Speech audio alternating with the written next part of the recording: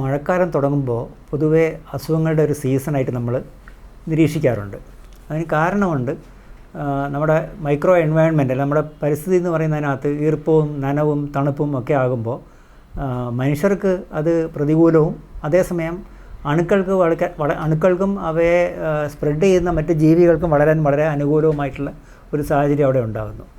അപ്പോൾ എല്ലാ വർഷവും മഴക്കാലത്ത് ഈ പനികൾ കൂടാറുണ്ട്. പനികൾ എന്ന് പറയുമ്പോൾ പനി എന്ന് വെച്ച് രോഗമില്ല, പക്ഷേ ഒട്ടുമിക്കവാറും അസുഖങ്ങൾക്കും അണുബാധകൾക്കും പനി ഒരു കൂടെ വരുന്ന എളുപ്പത്തിൽ നിരീക്ഷിക്കാവുന്നതും ശ്രദ്ധയിൽപ്പെടുന്ന ഒരു ലക്ഷണമായതുകൊണ്ടാണ് പനി വർദ്ധിക്കുന്നു എന്ന് പറയുന്നത്.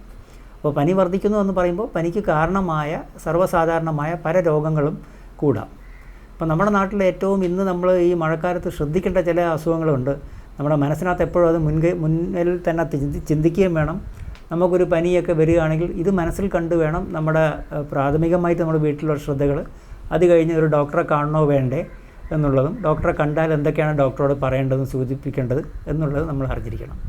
ഇപ്പോൾ ഏറ്റവും കോമൺ ആയിട്ട് പനി ഈ മഴക്കാലത്തോടനുബന്ധിച്ച് വരുന്നത് ശ്വാസകോശ രോഗങ്ങളാണ്. അതിനകത്ത് ജലദോഷം, കോൾഡ് എന്ന് പറയുന്ന വൈറൽ ഫീവേഴ്സ് ഉണ്ട്. പിന്നെ അതിൽ കടുത്ത രൂപത്തിൽ ഇൻഫ്ലുവൻസ, നേരത്തെ എല്ലാവർക്കും പരിചയമുള്ള H1N1 ഇൻഫ്ലുവൻസ ഉണ്ട്, B ഇൻഫ്ലുവൻസ ഉണ്ട്, കോവിഡ് പോലത്തെ അസുഖങ്ങളും ആ കൂട്ടത്തിൽ പെടുന്ന തന്നെ അസുഖങ്ങളാണ്. അപ്പോൾ അതെല്ലാം നമുക്ക് മൈനറായിട്ട് ഇരിക്കുന്നത് ഈ കാലത്ത് കുറച്ച് കൂടാം.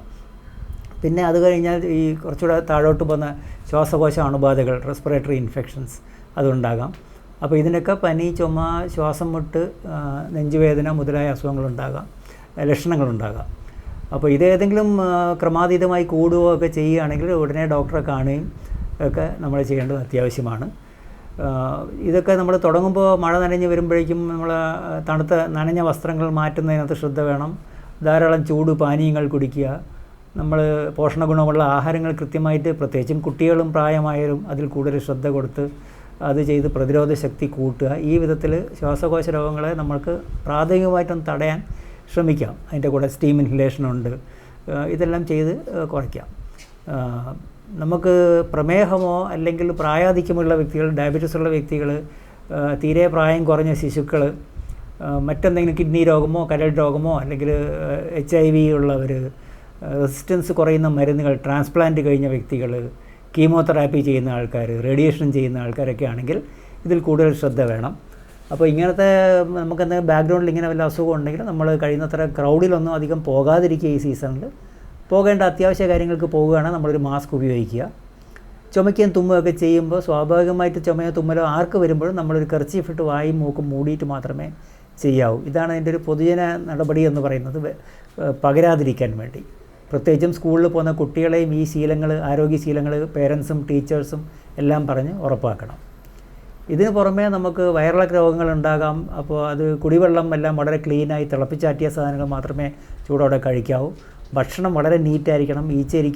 ഈച്ച വളരാനോ ഈച്ച ഫുഡിൽ വന്നിരിക്കാനുള്ള സാഹചര്യങ്ങൾ നമ്മൾ വീട്ടിൽ ഒഴിവാക്കുക. പുറത്തുനിന്ന് കഴിക്കേണ്ടി വരുമ്പോഴും വൃത്തിയുള്ള സ്ഥലങ്ങളിൽ നിന്ന് കഴിക്കുന്നു എന്ന് ഉറപ്പ് വരുത്തുക. ശീതള പാനീയങ്ങൾ കഴിയുന്നത്ര ഈ സീസണിൽ കുടിക്കുമ്പോൾ നല്ല ശ്രദ്ധ വേണം, ഒഴിവാക്കുന്നതായിരിക്കും നല്ലത്.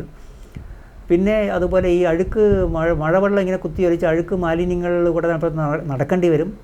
അപ്പോൾ അങ്ങനെ മലിനജലവുമായിട്ട് എക്സ്പോഷർ കഴിഞ്ഞിട്ട് നമുക്കൊരു പനിയോ മേലുവേദനയോ മസിൽ വേദനയോ തലവേദനയോ കണ്ണൊക്കെ കലങ്ങിയിരിക്കുന്നവരെ തോന്നുകയാണെങ്കിൽ എലിപ്പനി എന്ന് പറയുന്ന വൈറൽ ലെപ്റ്റോസ്പൈറോസിസിൻ്റെ സാധ്യതയുണ്ട്.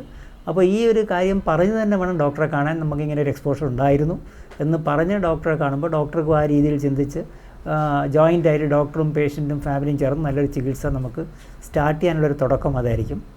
പിന്നെ കൊതുകുകളെ പറ്റി നമ്മൾ മറക്കരുത്. ഈ മഴ പെയ്യുകയും നിൽക്കുകയും വരികയും പോവുകയൊക്കെ ചെയ്യുമ്പോൾ ക്ലിയർ വെള്ളത്തിൻ്റെ കളക്ഷൻസ് വീടിൻ്റെ ചുറ്റും, ജോലി സ്ഥലങ്ങളുടെ ചുറ്റുമൊക്കെ ഉണ്ടാകാം. സൺഷെയ്ഡ്, ടെറസ്, പിന്നത്തെ വീടിൻ്റെ മുറ്റത്ത് വല്ല കണ്ടെയ്നേഴ്സൊക്കെ ഉണ്ടെങ്കിൽ അപ്പോൾ അതിനകത്തൊക്കെ ഈ ഈഡിസ് കൊതുകുകൾ, ഡെങ്കി പരത്തുന്ന ഈഡിസ് കൊതുകുകൾ വളരാം. അപ്പോൾ അങ്ങനെ വന്നു കഴിഞ്ഞാൽ നമുക്ക് ഡെങ്കിയും ഈ സീസണിൽ കൂടുന്നതിൻ്റെ സാധ്യത കൂടുതലാണ്. അപ്പോൾ അതിനും നമ്മൾ ഓർക്കേണ്ടത് കഠിനമായ തലവേദന, ദേഹം വേദന, ജോയിൻറ്റ് പെയിന്, ചിലപ്പം മലം പോകുമ്പോൾ കറുത്ത നിറത്തിൽ കാണുക, വയറുവേദന കഠിനമായിട്ടുണ്ടാകുക, വിവിധ ലക്ഷണങ്ങളുണ്ടാകാം.